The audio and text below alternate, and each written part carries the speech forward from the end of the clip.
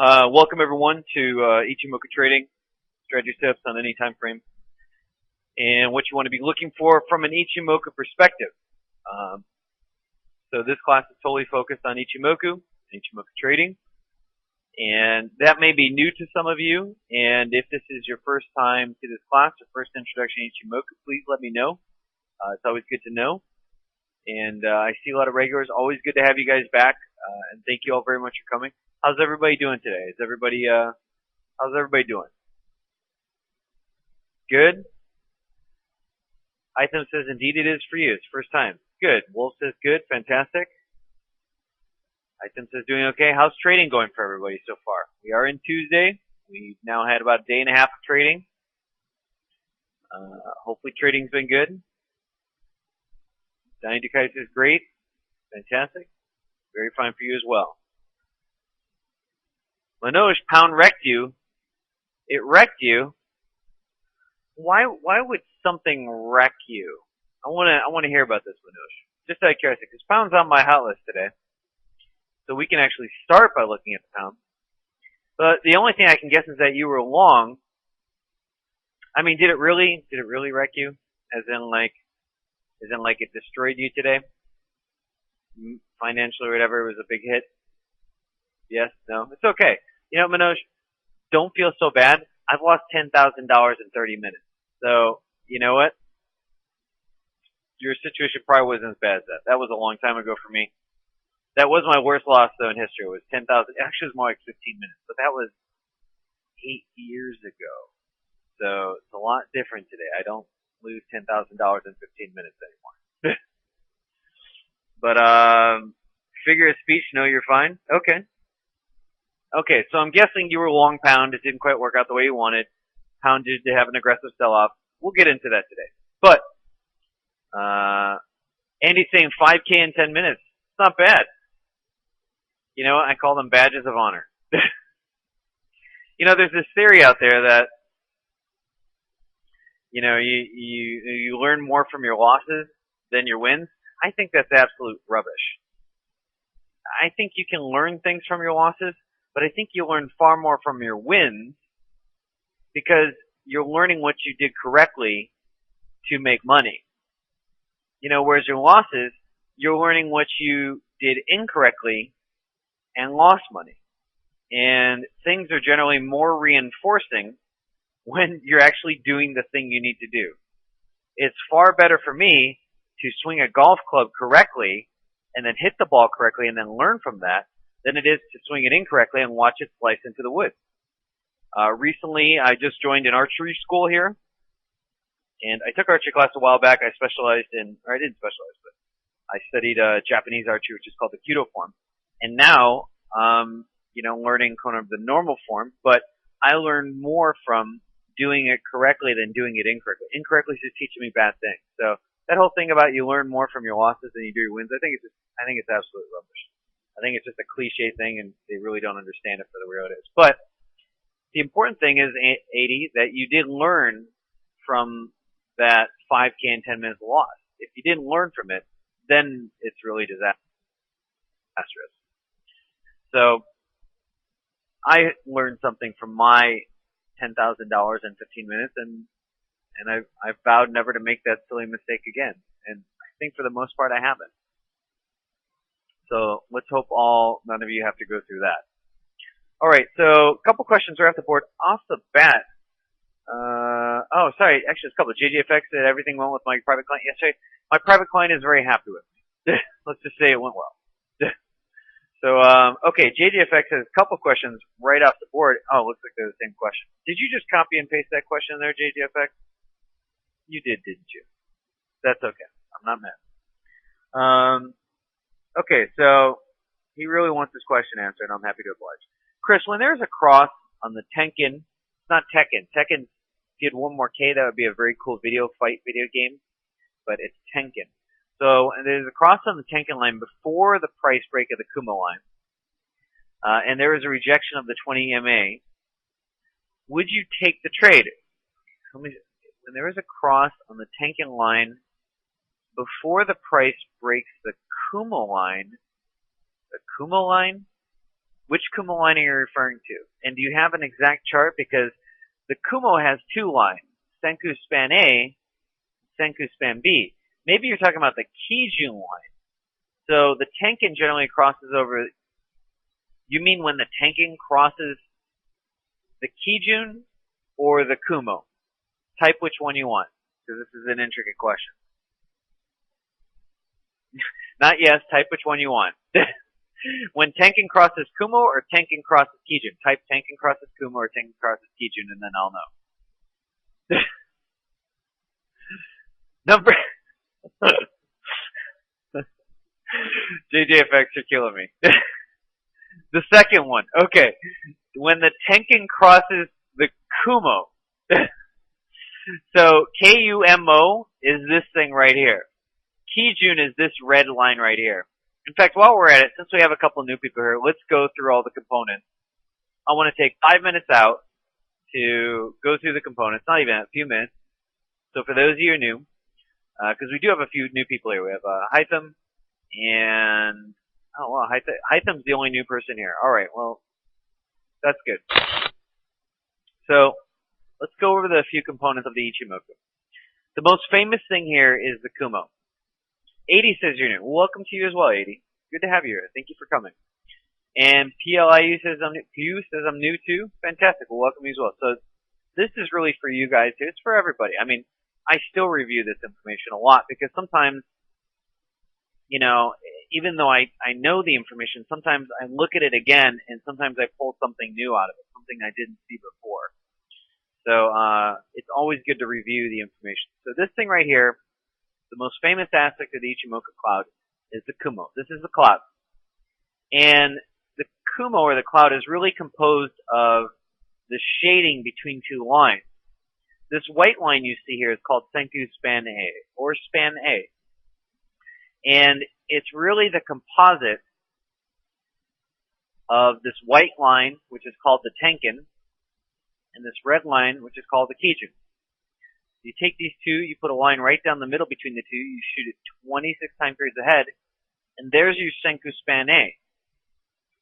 Your Senku span B, you take the last 52 candles, and we're on a 4-hour time frame, so the last 52 4-hour candles, you take the absolute high and the absolute low of that, and then you divide that in half. So we're taking, basically, we're taking the last 52 candles of price action, and we are splitting it down the middle, dividing it into an upper range and a lower range. And within ranges of price action, your upper range is usually the more bullish territory, and your lower range is usually the more bearish territory. And that's what the Senku span B does. It's probably this candle right here or something like that. It's probably close to maybe one of these candles, something like that. Not really sure, but one of these is your 50-second candle, somewhere around here. So there's your high and low right here for the last 52 candles. Now, the shading in between is the Kumo. So what you want to think of this area right here is as support and resistance on this time frame. So this area right here is the support and resistance on this time frame. And it's a little bit different than traditional Western support and resistance. Por ejemplo, pivots. These are straight lines in the sand. They do not change until 24 hours later. I have another one, which is Fibonacci. Fibonacci's do not change from a swing high to a swing low. Those Fibonacci stay the same. They're static support and resistance. And the creator of the Ichimoku Cloud, Koichi Usada, he felt that support and resistance was evolving and that support and resistance was based upon price action. Where price has been before and how it's behaved should really be the major determinant for what is support and resistance. And so that he felt support and resistance was an evolving entity, that a static really didn't define it well.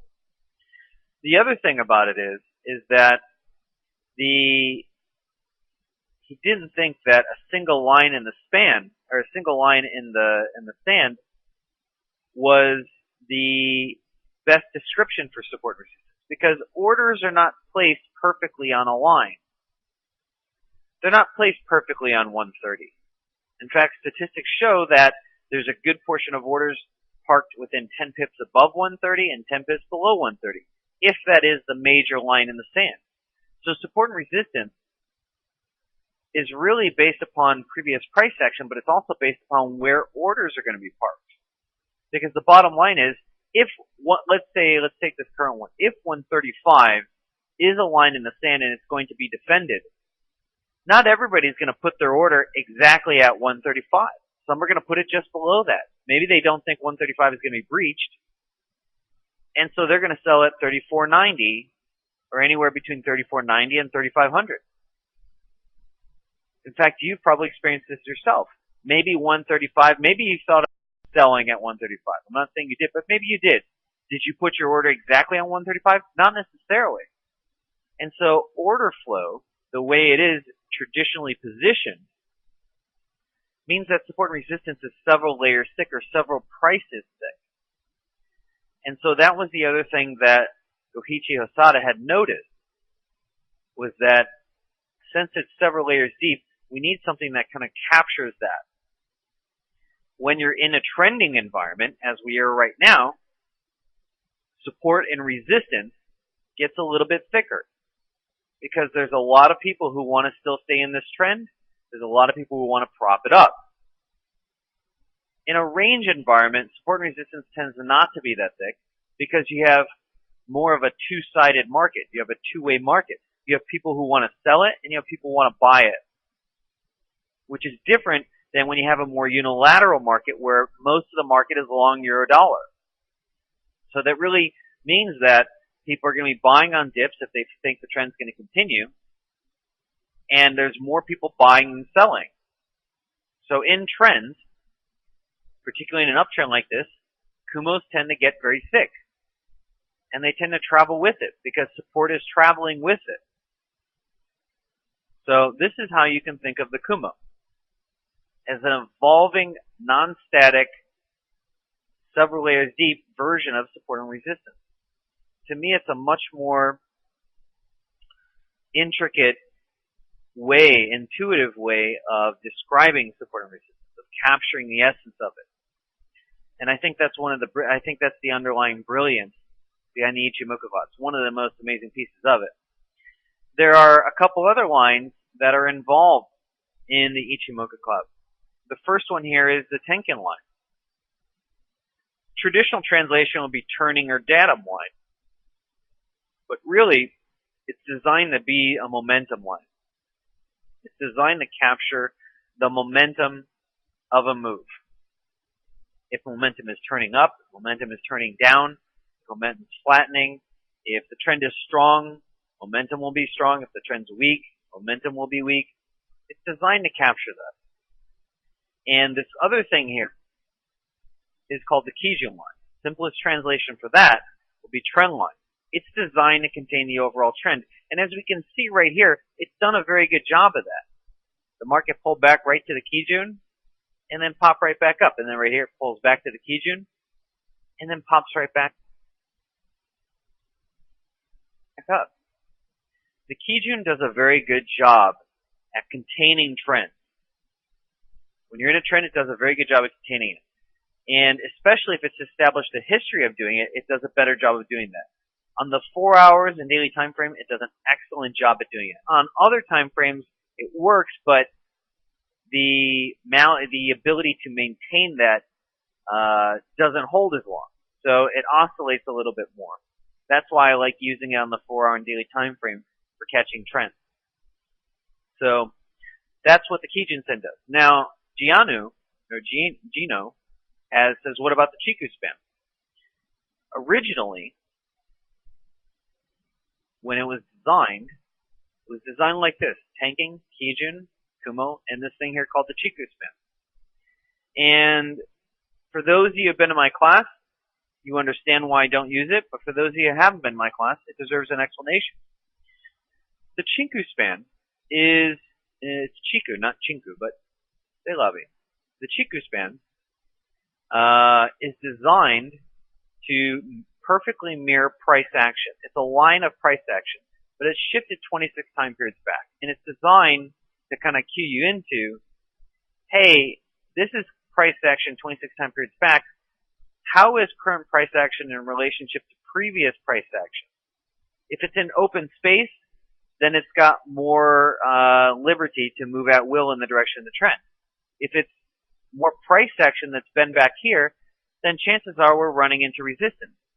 The thing about it is that visually, I can see exactly what the Chikou span is conveying to me. I can just visually see what it's communicating. And because I can see it, I don't need it. I can just see it visually. I can look at the rest of the chart and say, hey, we're into open space or we're not into open space. And I can, I can really just mirror that in my mind. And so because of that, I really don't need it. So that's why I don't have it. Now that doesn't mean it's not valuable. If it's valuable to you, please fire away with it. But if you feel like eventually you can learn to see the same things that I do without it, and it doesn't take much, then I'd say get rid of it. Keep your charts as clean as possible. There's no point in having unnecessary elements on it. But if it works for you, then fire away. Please use it. So that is the Ichimoku Cloud as a whole. Now, with that being said, we got to get back to JGFX's question. When there is a cross of the Tenkan line before price breaks the Kumo, and he said, dollar yen has an example of what I'm saying, the 4-hour chart. Let's do that so we can look at a really live example of what you're thinking. Okay, so you're talking about this. The Tenkan breaks the Kumo. Okay, breaks the Kumo line, and there is a rejection on the 20 MA. Would I take the trade? I would not take the trade solely based on, let me switch over to my template here. I would not take the trade because the Tenkan broke the Kumo. To me, that would not be the reason to. The Tenkan, again, is only designed to gauge momentum. And that's just saying, hey, momentum's been able to break out of the Kumo. But to me, what's far more important to that is price. Has price broken out of the Kumo? To me, that would be far more important than using the Tenkan as the gauge to do it. To me, normally this would be a decent Kumo break trade. Normally. 99 times out of 100 it would be. But we have a little bit of a problem, which is that this little thing right here was Bank of Japan intervention. And if you all remember, it was only a couple weeks ago that I was actually talking about the Bank of Japan intervention. And what did I say was the most, does anybody remember what I said the most likely scenario is after about 2 to 3 days? After about 2 to 3 days after the intervention happened, what did I say was the most likely scenario for dollar yen and yen pairs as a whole? Who remembers? I know some of you are here, but who remembers? It was going to drop. Exactly, because that it will drop again. Micah doesn't remember. Back down again, back to the origin. Exactly. Why? Because with the Bank of Japan stepping in creates an artificial bubble. They're creating an artificial set of price action by injecting a massive amount of liquidity in there that normally is not there. And so what happens is that kind of creates a jolt into the system. And then eventually the system renormalizes itself again. Once the price action normalizes again, the market tends to be doing what it's doing. In other words, the institutions start looking at it as an opportunity to sell into strength, because one injection is not going to change the overall nature of the dollar yen. It's going to take several, and it's going to take time. One injection just doesn't do it. It's not like a strike of lightning where maybe physically you're altered after that, and your hearing's different, you have heart problems or anything. It's not like that. It's the bottom line is that artificial bubble has to unwind itself. And when it does, the market will probably keep doing what it's doing. And that's exactly what happened with the dollar yen. So with this kind of Kumo break, we're still kind of got some of the remnants of this artificial move here. In fact, you can see it right here. This super thin Kumo just couldn't catch up to that. Because remember, what is the Kumo made of? It's made of the halfway point between the Tenkan and the Kijun, and the Tenkan and the Kijun skyrocketed real fast. And it's made the halfway point between the last 52 candles. Because of this gigantic move here, it was drastically changed. And so with that being said, we still have some of the remnants here of an artificial move. And so I've kind of stepped away from yen pairs as a whole just for a few days, other than, hey, let's sell into strength. Other than this move, I've kind of stepped away from any news signals for a little bit because I wanted to unwind a little bit more. And I think there are other trades out there. I think there are other trades out there that are far better than that. In fact, for the last 6 days, dollar yen really hasn't gone anywhere. It's gone about 60 pips. Other than this little bloop up here, it's gone 60 pips. That's it. So to me, 60 pips in 6 days really isn't worth my time. So there's still some presence and some hinting that the Bank of Japan is, slightly involved in it. And so with that being said, I'm staying away from it for a few more days. So I can't really trade this as a traditional Kumo break. Getting to the rest of JGFX's question there. And there's a rejection of 20 MA, would you take the trade? So I've answered that part. Or if price is inside the Kumo and there are rejections by the 20 MA inside the Kumo, would you still take the trade? I would if there was a history of price rejecting off of the 20 MA. In this case, no, because of the artificial, price action that's been created. But let's say it's another pair and we didn't have this bubble and it was just selling off like this, and it showed a history of rejecting off the 20 MA. Yes, I would, because the strategy I'm using to get in the trade has nothing to do with Ichimoku directly. It has to do purely with the 20 MA. So, yes, I would on the answer to your second part of that question. Okay, Gino says, I heard that JPY are not traded via Ichimoku. Where did you hear that? I would be very interested where you heard that. To me, there could be nothing further from the truth. If you go into a Japanese trading room, and I will be going into a Japanese institutional trading room in 2011, because in mid to late 2011 I'm starting my book on Ichimoku. I'll be taking a trip to Japan for anywhere from 1 to 3 months for this book, and I'll be talking to some of the institutional Ichimoku traders at the various banks. But the last time I was in one, that was pretty much all Japanese traders, Mizuho Bank. You saw Ichimoku stapled across every single chart there is. You gotta remember, this came out of Japan. This is something that they use a lot. This is something that they're very frequent with. And you gotta remember, initially, the Ichimoku was built for Japanese markets. It was originally built and tailored for Japanese markets. This is their own product. They use this more than anything else. Whatever other instructor told you that they're not using it, they're just flat out wrong. I mean, I happen to know the reason why I actually got the physical, the original book that was written by Goichi Asada, 4 volumes, 1,000 pages. I got it because of an institutional trader out of Japan who uses it. And he connected me to a long-lost relative of Hosada. He just happens to have the remaining copies. So, yeah, it's just absolutely not true. Whatever other instructors told you that, they really don't know Ichimoku. So, I'm sorry. I wish there was another way around it, but it's just not true. If you'd like to, go to Japan yourself, go into some trading rooms, and tell me what you see. You're going to see Ichimoku all over the place. In fact, that's part of the reason why Japanese yen pairs move a little bit differently. Because they're not working off of necessarily the same levels of support and resistance that you and I are. They're not just working off of like pivots and moving averages and, fibs. They're looking at Ichimoku as a better gauge for their support and resistance. So because of that, they're looking at it that way. Abel says in Japan, do they all use the same settings? I don't know. I can't speak for all of them there. So, but from what I saw the last time I was there, the majority of them are.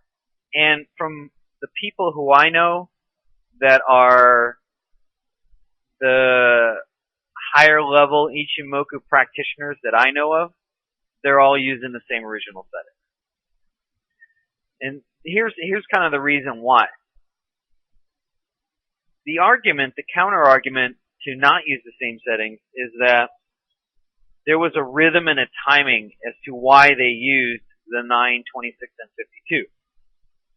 And that was built upon a 6-day trading week, because back in the day, Japan used to have trading on Saturday. So 6 days. When you do that 6 days over a month, you end up having 26 trading days over a month. 52 is 2 months of trading. 9 is a week and a half. So there was a certain timing and rhythm to it.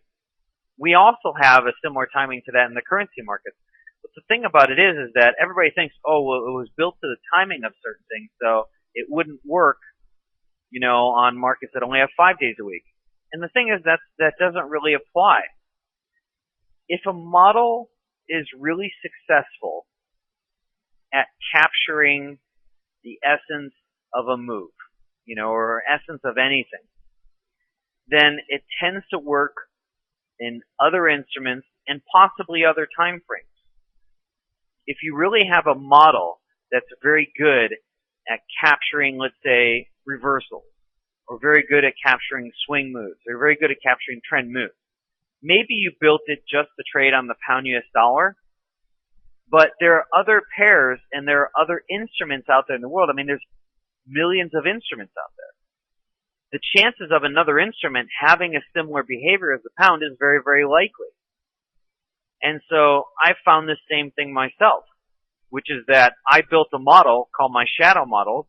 I only built it for a 2-hour time frame. I found out later that it works on the 1-hour time frame. I found out later it works on the 1-minute time frame. I found out later it works on oil, spot silver, Dow, S&P, RUT, Apple, Google, Priceline. And that's because the model is successful at capturing a certain essence in the market. And when you can do that in one thing, you can do it in another. Kind of like if I am a very good archer, I probably will be good at, or have some sort of carryover skill at firing other types of instruments that have a similar nature to a bow and arrow. It's not like, oh, I can just use a bow and arrow and that's it. Or if I was a master swordsman, maybe I'm trained to use a samurai sword, but I'm probably good at other swords as well. I'm probably good at other instruments and weapons that function similar to a sword. So it's the same thing. So, great question there, Abel. Okay. JJFX, and then Donnie's question, and then I want to get into euro dollar, pound dollar, dollar Swiss, and Aussie dollar. JJFX says, Chris, yesterday you said you have 12 systems and you don't combine them together. My question is, do you look at some of the systems before you pull the trigger for the trade? Do you mean, JJFX, that let's say I have a trade on system A, do I look at system B to confirm maybe system A is working, or do I? Is that what you mean? Okay. No, not really. I mean, if it's there, it's there. But each system really has a separate function. Each system, my shadow systems really have a different goal and function than a Kumo break system would. Or my Tenkan Kijun cross Ichimoku system has a really different function than a Kumo break system. So if the stars align and they happen all come together, that's great. But I did not consult one or the other to make sure that it's a better signal or not. Each system I trust implicitly because I've been using for a long time. They're very successful. In fact, I literally just got an email right before this class at 6:57 a.m. And the quote is, by using your strategy in the EAs, I've already made back the cost I paid for them, which proves how profitable the strategies are. So it's not just me that's able to make these systems successful, it's other traders. And so I have complete confidence in each system as a whole. If I didn't, I wouldn't be using it. And so because I trust each individual system as a whole, I use it as a whole. Kind of like a golfer, if he really wants to use a pitching wedge, he's probably not going to consult his driver to really think, hey, maybe the driver would be a better club than the pitching wedge. Each club has its own function, and each club is very good at hitting the ball in a certain way. And if that's what I'm trying to do, is hit the ball in a certain way, then I just trust that club to do what it's supposed to do. It's really then upon me to do that. It's really upon me to actually hit the ball well. So hopefully that answers your question about that there. Donnie Dukai says, since 1971, Japan's factory work against Suzuki was 6 days. I believe 12 hours for 5 of those days. Yeah, they had a 6-day work week for a long time. They're very hard workers. Abel says, shadow system. Do you mean it is based on Ichimoku, but there are other strategies, there are things you look at? My shadow system is an independent system that is not based upon Ichimoku. However, I did find a way to combine my shadow system and Ichimoku system to leverage a certain Ichimoku environment that I couldn't do without it. So hopefully that answers your question on that. And the other question you have is, you have created EAs for all your systems. Are these available? I've created EAs for some of my systems. Some of them, the programming would be too massive, and none of my EAs are available. I'm not selling that information. But you can learn exactly how to use those systems. They're very easy to learn.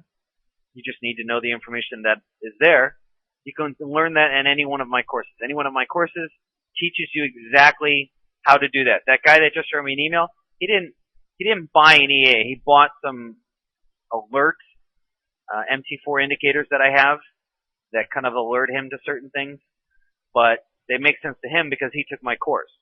So otherwise, he learned all the systems and then he just traded them the way I taught him. So that's what's available. Okay, so enough about that. I want to get into the Ichimoku Cloud. I want to talk about Euro, talk about Sterling, I want to talk about Swissy, I want to talk about Aussie. Okay, starting with Euro. As I said before, the Kijun is very good at containing trends, and we can see that here. Market's been in a trend, and it's not only been contained by the 20MA, but it's been contained by the Kijun here. And then the market is contained by the 20MA, and then look what happens here. Dunk, right to the Kijun, and then launches right after that. The reason why that works is because trends, when you all get in a trend, everybody has the dream, okay, I'm in a trend, I'm long Euro. Everybody has the dream that it's just all blue candles. It just goes up and up and up and up and up. And if it pulls back, it might not be a trend. You have to understand, trends are not straight lines. They will oscillate a little bit because not everybody is going to be going full bore in buying or selling that particular move. If it's a long move, they'll buy, but there's going to be some profit taking along the way. And they're going to run into some people who are on the opposite side of the market. So you're going to have a little bit of a push and pull between, and most trends tend to pull back a little bit. That's normal. And two of the things that it tends to pull back to more than anything else is the 20MA, I'm talking 4-hour time frame or daily time frame, or the Kijun. Again, the Kijun is designed to contain the trend. And as long as it contains price action, that trend is still up. And so I had talked about this last week, and I talked about it several times. Watch for pullbacks of the 20MA and the Kijun to get long on this thing again. I don't want to get short on the euro dollar because it has yet to show me an actual reversal signal. It keeps making new highs, and all the pullbacks are being bought up by all the smart players. And I've talked about this again and again. Where do you want to get in? Either on the 20MA or on the Kijun. Either will work fine. If the Kijun is the final line in the stand, and we've only had one candle that actually pierced the other side of the Kijun, and it only went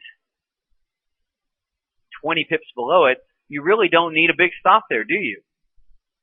You could have a 25, 30 pip stop, and you got lots of upside to play with. So, again, Kijun is containing it. The trend is still in play. You only want to be looking for longs in euro dollar right now. Anybody looking to short euro dollar, and I said this on my price action webinar yesterday. I'm saying today, you don't want to look for long. You don't want to look for short. You're going to need something that really says, hey, this thing is seriously unwinding. And we just don't have that. We haven't seen that yet. 20 MA and the Kijun are the lines in the sand that until those are seriously breached, you don't want to be anything but long euro dollar. So with that being said, look for opportunities on 20 MA and Kijun to pull back. If the next time it fails, that doesn't mean that the system didn't work. It did work. It worked here. It worked here. It worked here for a good day and a half. It worked here. It's worked a lot of times. It just means you didn't catch it till it was too late. So you just need to learn to catch these earlier and then get them in. That's it. You catch them earlier and you can get into these trades. Maybe the next time it works, maybe the next time it doesn't. If it doesn't work, it's not a failure of the system. It just means you caught it too late. So with that being said, this is what you really want to be looking on your US dollar. And we're seeing this communicated from other parts of the Ichimoku. For example, the Kumo. Remember the Kumo support and resistance? The Kumo is rising the entire time. It's following this thing. The thickness is pretty good, meaning that there's a good amount of support as this thing continues to rise. In fact, this thing is so strong, the angle on the Kumo is good, thickness is good, everything points to all signs ahead. So with that being said, I really don't see any other, we have no business to be selling right now. This thing has yet to do anything to say major reversal in play. And until that happens, we have to follow the current trend because that's where all the money is being made. Anybody who's making money right now, if you were to take all the people who shorted euro dollar from the 13th till today, and then you take all the people that are longing euro dollar, and you pile all those accounts into one group, all the people that are shorting, all the people that are longing, I guarantee there's going to be a huge disproportion between the people shorting it and the people longing it. All the money's made on the long side. That's why I only trade with trend. I don't trade counter trend unless I have a really, really, really good signal that says, look, this thing is done. Otherwise, I'm putting myself in a position where I'm going against all the money. And so that's what Ichimoku does a really good job at. It does a good job at getting you in trends, keeping you in trends, and keeping you in them because that's where the money is to be made. Okay, so with that being said, I want to shift over to sterling, which is not faring as well as the euro dollar. Look at its relationship to the Kijun. It breaches it a lot more. It's not as stable. In fact, it's hugged the 20 MA a lot more than it did in the euro dollar. What that communicates to me, and these huge breaches here, what it communicates to me is that if I want to trade sterling long, I have to have a much wider stop, and I can't necessarily use the Kijun as a line in the sand. A, because it spent a lot of time on both sides of it, and B, it's not as stable. If it was more stable above the Kijun, that would tell me there's about as much strength in the sterling as there is in the euro. But we're not seeing that. So to me, if I had to choose between longing sterling and longing euro, I'd rather long euro. It's a much more stable pair right now. It's performing much better. And so with that being said, my thoughts are on euro is if you really want to trade euro, I wouldn't even wait for pullbacks to the Kijun. What I would do is I'd wait for another Tenkan Kijun cross, which is this thing here, where in an upward Tenkan Kijun cross, where this white line crosses up above the Kijun, that is a bullish signal. When it happens above the Kumo, it's a stronger bullish signal. So I would wait for a downward cross and then another upward cross, ideally above the Kumo. And I'd look for that to make a run towards these highs and then 160. So to me, I can't, the stability is a little off, so I have to use it a little bit differently. I have to wait for a stronger signal in play. So hopefully that answers your question. Okay. And it's saying for me, G, you work better than you in both short and long. You know what? I think if you had just learned how to use EU, you would have made more money. And I think here's why. Let's say you are long. Unless you got in perfect timing right over here, you would have had to face a lot of these little pullbacks and things like that. Yeah, there was opportunities to be made on both sides of it. It's a good move to the downside here. But from a pure technical perspective, it's much easier to make money in this because it's really only going one direction. There's nobody really selling euro. So all you have to do is get long and just stay long. Or you can get long, wait for a pullback, get in again, or add on a new position. Between the 13th and today, this pair has climbed 750 pips. Contrast it to the sterling, which from the 13th, 14th, till today has only climbed 150 pips. And it's been more two-directional. So from a pure technical perspective, there's more money to be made on euro than it is in sterling. But if you've made good money and you've done better on pound than you did euro, then have at it. The important thing is that you're making money and that you can repeat that process. If you can repeat that process, thumbs up. Absolutely, it's great.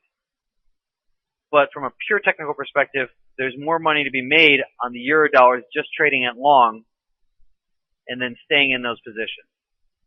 So that's my thoughts on sterling. If you really want to get into a good move again, wait for the next Tenkan Kijun cross.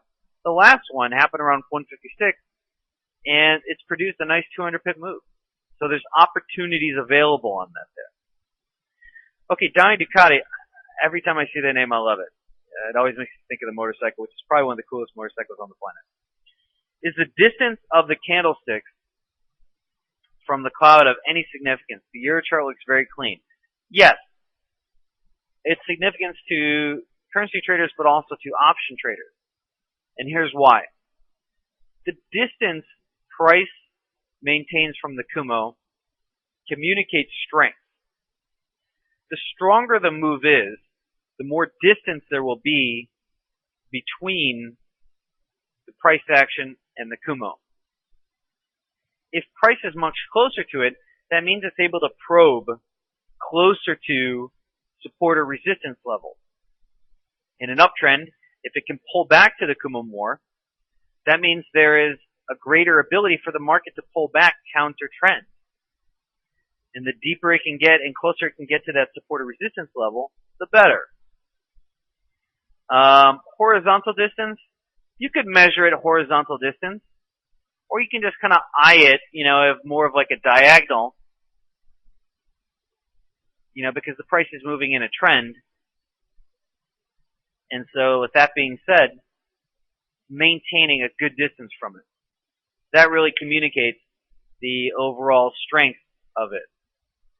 Look at it more as the space between the price action and the Kumo. This right here is incredibly stable. Contrast that to sterling. Sterling's had a lot closer breaches to it.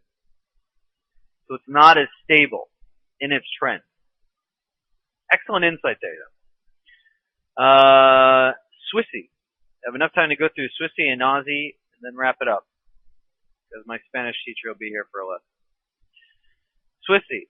What's the main thing that we need to know about the Swissy? Well, besides the fact that it's getting hammered, besides the fact that it's really shown us no impetus to really be buying it, want to be looking for selling it, I was really hoping this candle didn't happen, because it was very close to producing an upward and then downward Tenkan Kijun cross.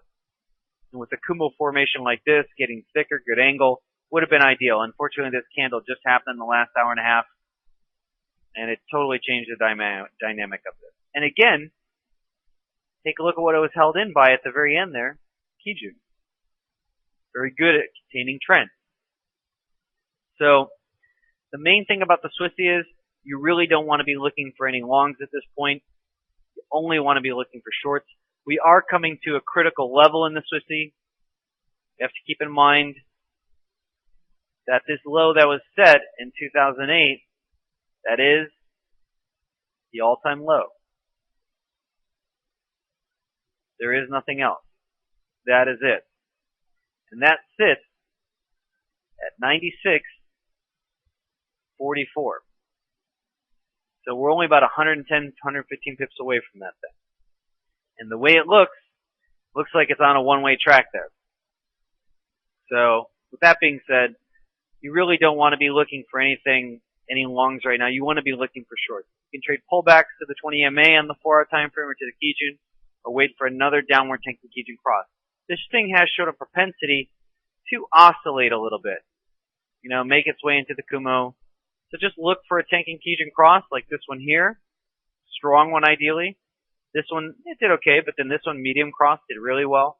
And this last strong cross did exceptionally well. This is back at 1050. And here we are 300 pips later. So that's what I would be looking for on that one there. Okay. A couple questions have just come on the horizon there. Jack says, 1 hour, cable, price action is terrible. Loss huge for both long and short. Because of the stability or instability that we've already seen in it, I wouldn't exactly be too excited about trading sterling on either end, especially with this little move here. Goes up to 159, gets hammered down 160 pips, then pops right back up another 60. I'd just stay clear of sterling for the day. You're in a mosh pit. You're fighting, a brawl that's being waged by two heavy hands on both sides of the market. Why put yourself into that kind of punishment zone of price action when you can just simply trade something simple as the euro or dollar Swiss or Aussie dollar? I would just say let go of when something does something like this and it does something funny. I just walk away from it. I don't even bother looking at it. So yeah, a mess on both sides of the market. Chances are, if it gets back above 58 and a quarter, it'll probably make it back up to these highs again. But it's such a mess. To me, it's not even worth it. I want to take a look at Aussie dollar. It's one of the last pairs that's been really performing. I've been talking about this one for a long time. I said it several weeks ago that if this thing ever is going to make a run to break 9,400, this is the most likely run that's going to do it. And it's done that. It's done exactly that. And as you can see, it has a very good stable relationship with the Kijun. It has subtle breaches, but nothing ever substantial. In fact, every time it gets below the Kijun, it pops right back up. And so the 20 MA and the Kijun have had a stable relationship with this thing. And so this thing has been running and continuing to run for a long period of time. I really don't want to, because of its stability and relationship to the 20 MA and the Kijun, I really don't want to be looking for any sort of shorts at this point. The money's not made there. Again, if you were to take all the accounts in the world shorting Aussie dollar, put them in one account, and then you take all the accounts longing Aussie dollar and put them in one account, there's going to be a huge disparity between the two. All the money's being made long in. Don't bother looking for shorts until you have a signal, and we just don't have one yet. So, with that being said, my thoughts are, again, wait for pullbacks at 20 MA and Kijun. If price does one of these two things, then there might be a serious unwinding underway. If price either A, touches the Kumo, something it hasn't done for a while, or penetrates the Kumo, that could be kind of the canary in the coal mine. The other thing is B, we haven't had a downward Tenkan Kijun cross in a long time. That might also be a canary in the coal mine. So keep an eye on either of those situations. Until that happens, keep looking for long. That's where the money's to be made. Okay. And it says, thank you. This was the best and most concise webinar I've ever had on FX Street, never online. Thank you for the comment, then. I really appreciate that. So, it's very kind of you. So, thank you. Spartacus says, don't diss the mosh. R34, do you use the span? Which span? Because there's Senku span A, there's Senku span B, there's another span called Chikou span. If that's what you're talking about, you missed it early in the webinar. I talked about that. The answer is no, I don't use the Chikou span, not because I don't think it's useful as a whole, but because I can visually, if you're talking about the Chikou span, I can visually see that information on the chart. So because I can just visually see it, I don't really need it up there, so I just delete it. So to me, I don't find it useful. But that's just my opinion. That's just my perspective, and that works for me. If it doesn't work for you, please use it. If you can find that you can do without it, try it. I generally like to have my cards as clean as possible. Okay, Carl Blank says, look at the Euro Sterling 4-hour TKX. Looks like a good trade. I have just enough time for that. That and JJFX's question. I was watching Euro Sterling earlier today, and it did look a little interesting for me the last I looked at it. Yeah, this looks pretty solid. It's been obviously boosted by the very sudden and short pound dollar losses. It really hasn't. It's just consolidated, and it looks like a solid Tenkan Kijun cross. Should it fully materialize, looks like a good trade. You do have to watch out for 86 right in front, but other than that, it looks like a solid trade, and there's really nothing here that suggests you want to be looking for shorts. In this last run, you've only had 4 red candles and 10 blue candles. So the blue outnumber the red heavily. So with that being said, I like Euro Sterling long. Looks like a solid trade. All right, I have enough time for the last question here. JDFX's question. Would you never take a weak cross?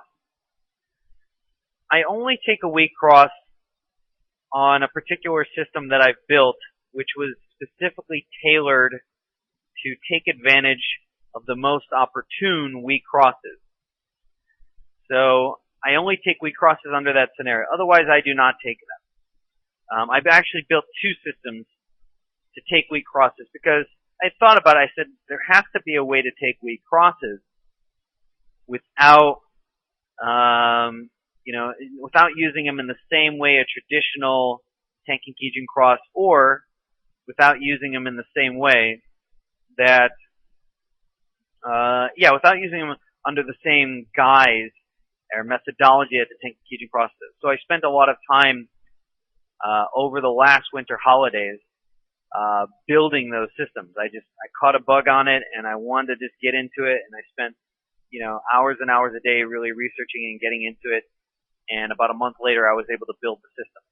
So, I do trade it, but only with specific systems. Otherwise, I do not recommend trading pure weak Tenkan Kijun crosses. The statistics just don't hold up that well. Okay, so this is that's pretty much it. We're at the end of the webinar here. So first off, I want to thank you very much for coming. I want to go down the list of people that have been to this webinar here. Vic, Sirius, Klaus M, Zenzo, Darren Zool, Miguel Fernando, Yen, Carl Blank, UK, Diane Ducati, Jorge, Icom, Mona, Kimon, R34 Hytham, Gert, Koike, Ramela, Toby, Jose, John G, Charlie Burton, Clue, Tom D, JJFX, Wolf, Jocelyn MC, Vol, Dinico, Abel, Spartacus, Anna, Gianu, Rige, Trent, Jacqueline, Rafa, Jesper, and Jeff S. Thank you all very much for coming. It was great having you here. I want to wish you all good luck trading this week. Good Ichimoku trading. If you have any questions about our services, our advanced Ichimoku course, or anything like that, check us out at secondskiesforex.com. And if you want to email me personally with some of your questions, I always like hearing from you, info@secondskies.com. So until then, I bid you all adieu. Good luck trading, everyone. Have a great week. Take care.